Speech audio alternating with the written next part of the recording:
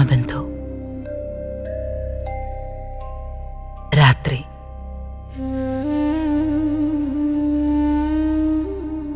ഒരു നീണ്ട പകലിന്റെ ഒടുവിൽ നീ വിശ്രമിക്കൂ.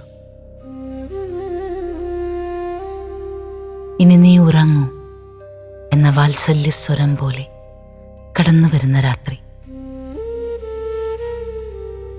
ഈ രാത്രിയിൽ സുഖകരമായതിനെ, സന്തോഷമായതിനെ സ്വീകരിച്ചുകൊണ്ട് വിശേഷമായതെല്ലാം ഈ ദിവസം നൽകിയിരുന്നു എന്നതിന് നന്ദി പറഞ്ഞുകൊണ്ട് നമുക്ക് ഉറങ്ങാൻ തുടങ്ങാം.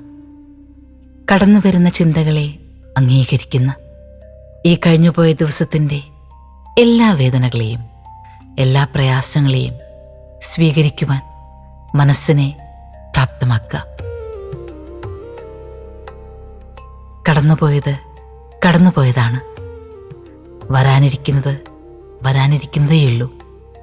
പക്ഷേ ഇപ്പോൾ ഈ രാത്രി ഉറങ്ങാനൊരുങ്ങുമ്പോൾ പരമമായും എനിക്കെന്താണ് എൻ്റെ ജീവിതത്തിൽ വേണ്ടത് എന്നാലോചിക്കുക.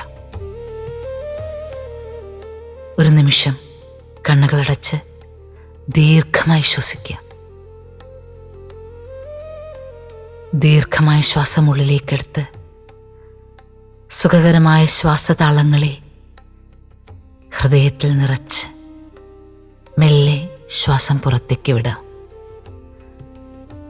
ശ്വാസം പുറത്തേക്ക് വിടുമ്പോൾ മെല്ലെ അവനവനോട് തന്നെ ചോദിക്കുക, എനിക്കിപ്പോൾ എന്താണ് വേണ്ടത്? എൻ്റെ ഹൃദയം ഇപ്പോൾ എന്താണ് ആഗ്രഹിക്കുന്നത്? ആ ആഗ്രഹത്തിനോട് സത്യസന്ധമായൊരു സമീപനം കൊടുക്കുക.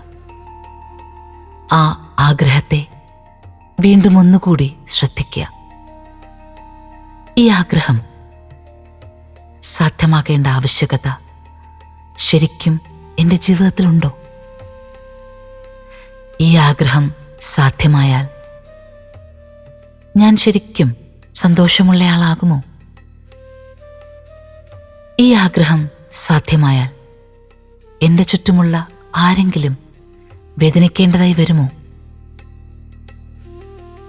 ഈ ആഗ്രഹം സാധിക്കുന്നതിലൂടെ ഞാൻ ആരെങ്കിലും ദ്രോഹിക്കുന്നുണ്ടോ? ആലോചിക്കുക. ഓരോ തവണ ശ്വാസമുള്ളിലേക്കെടുക്കുമ്പോഴും ആലോചിക്കുക.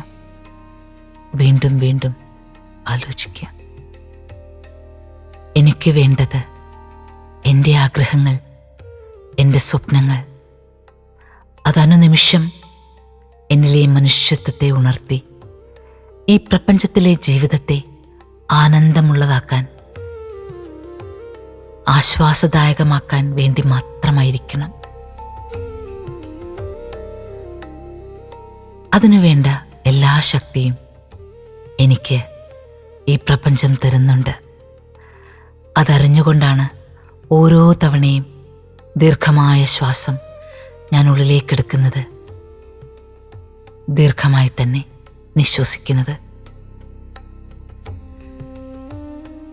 ഒരു ശലഭപ്പുഴു ധ്യാനത്തിലായി, പ്യൂപ്പയായി, പിന്നെ ചിത്രശലഭമായി മാറാൻ ഒരു സമയമെടുക്കില്ലേ?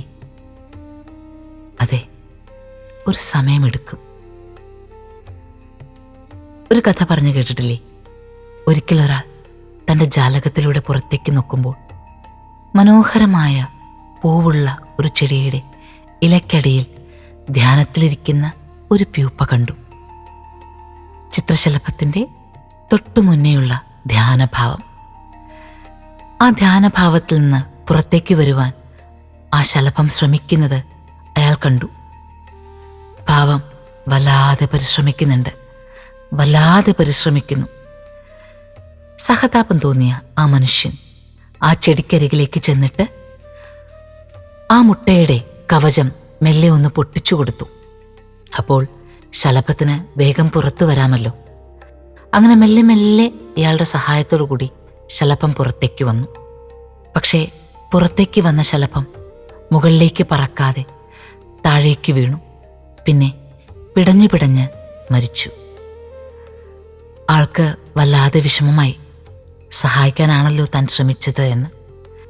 ഈ കാഴ്ചകളെല്ലാം കണ്ടുകൊണ്ടിരുന്ന മറ്റൊരാൾ ഇദ്ദേഹത്തിനോട് പറഞ്ഞു, താങ്കൾ സ്നേഹത്തോടെ സഹതാപത്തോടെ ചെയ്തൊരു കാര്യമാണ്. പക്ഷെ നോക്കൂ, ആ ശലഭത്തിൻ്റെ ജീവചക്രത്തിനൊരു പ്രത്യേകതയുണ്ട്. അത് സൃഷ്ടിക്കപ്പെട്ടിരിക്കുന്നത് വ്യത്യസ്തമായൊരു രീതിയിലാണ്. ആ ശലഭം ഓരോ തവണയും ആ മുട്ടയുടെ കവചം പൊട്ടിച്ചു കളയുവാൻ വേണ്ടിയിട്ട് അതിൻ്റെ തല കൊണ്ട് ആ കവചത്തിൽ ഇടിക്കുന്ന ഓരോ സമയത്തും അതിൻ്റെ തലച്ചോറിന് ചിറക് മുളപ്പിക്കുവാനുള്ള ശക്തി നൽകും. അങ്ങനെയാണ് പരബ്രഹ്മം അതിനെ സൃഷ്ടിച്ചിരിക്കുന്നത്.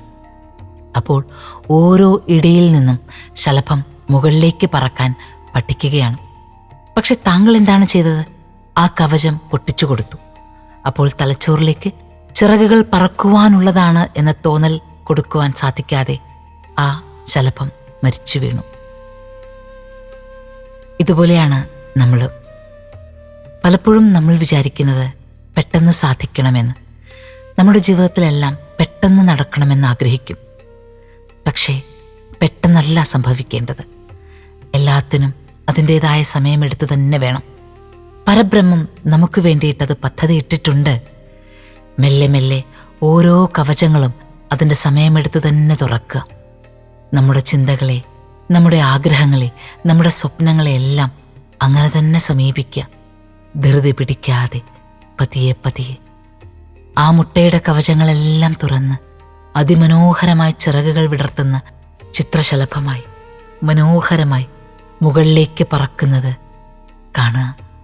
അതെ, അതിനായൊരു ദിവസം, ഒരു സമയം സമാഗതമാവുക തന്നെ ചെയ്യും. അതിനു വേണ്ടിയിട്ട് ധൃതി പിടിക്കാതെ ഇപ്പോൾ സ്വസ്ഥമായി സമാധാനമായി ഉറങ്ങുക. നന്നായി ഉറങ്ങുക. ഉന്മേഷത്തോടുകൂടി ഉണർന്നെഴുന്നേൽക്കുക. കാരണം ഈ പ്രപഞ്ചം നിങ്ങളെ വാത്സല്യത്തോടുകൂടി ഉറ്റുനോക്കിക്കൊണ്ടേയിരിക്കുന്നു. നാളത്തെ പ്രഭാതം നിങ്ങളെ ക്ഷണിക്കാൻ കാത്തിരിക്കുന്നു.